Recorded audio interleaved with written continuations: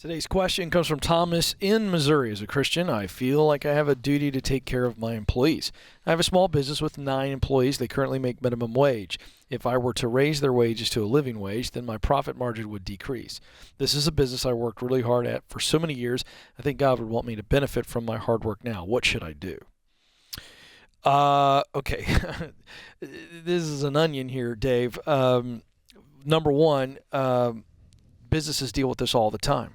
And when they raise wages, they have a decision to make. Do you want your profit margin to stay the same?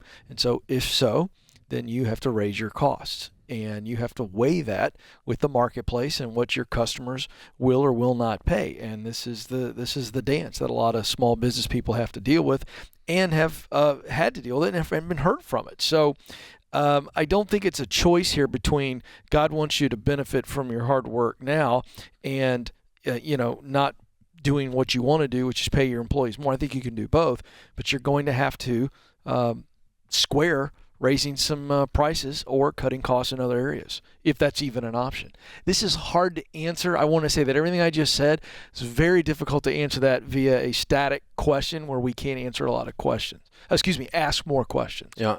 The buzzword that's the problem in this is living wage. And who determines that? Yeah. Well, I can tell you who determines it. Me. Right. That's my point. Not what I'm culture the employer. is saying. No, I'm the employer. Here's the thing, okay?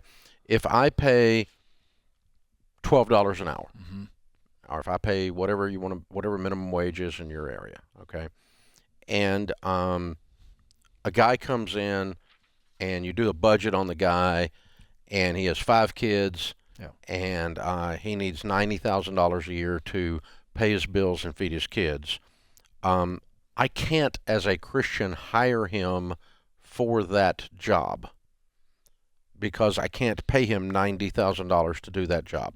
And $90,000 for him is a living wage because that's what it takes to feed his 5 kids. Okay?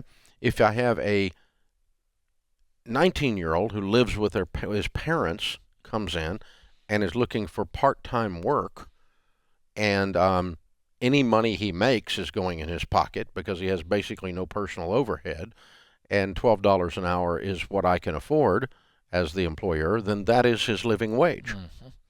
So this idea that there is a universal living wage is absolute horse crap. There is no such thing.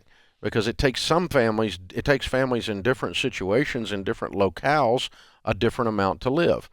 It takes a family of 4 more to live in Manhattan than it does in Nashville. So the living wage would be different for a family of 4 or a family of 1 or a family of 14.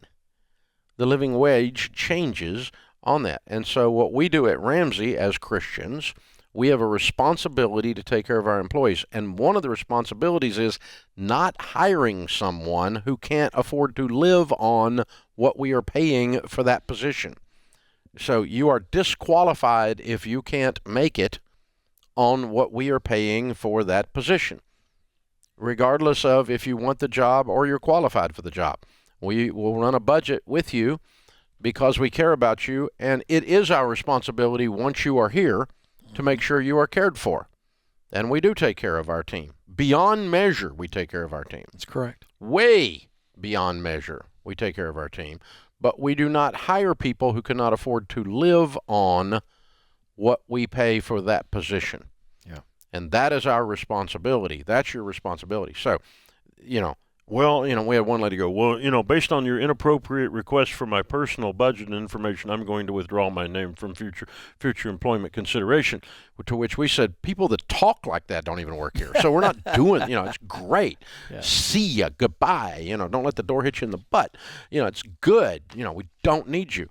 But the reason for the inappropriate request of the personal information is to protect you from you. Because some people will take a job that they can't afford to live on the income because they're so desperate for a job. Right. And but this idea that there's some kind of generic living wage out there floating around that you have a moral obligation to that's a singular number is absolute horse crap. Yeah. So you're paying minimum wage for 9 employees. Are any of them trying to actually live on that with a family? If so, why did they take that job, or why did you hire them into something they can't afford to live on? And that's a bigger question than do you raise your wages to meet this? Right. And here's the other thing. You have to look at your business model and the market and go based on whatever product or service I am selling, because it's one of the two.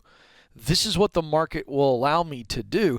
And I may not ever be able to truly have all 9 of them on what would be called a full living wage. You might be in the hourly space, and that's what you have. And thus you've got turnover, you have younger people working for it. That's just part of your business. I had a guy come in the other day and said a company offered him $80,000 more to do the exact same thing he's doing with us. And we said, fantastic. We'll help you pack your desk. Yeah, it's a no-brainer. We cannot make a return on paying you $80,000 more than you're being paid now. So you're going to be working at the new place, my friend, and we'll help you go.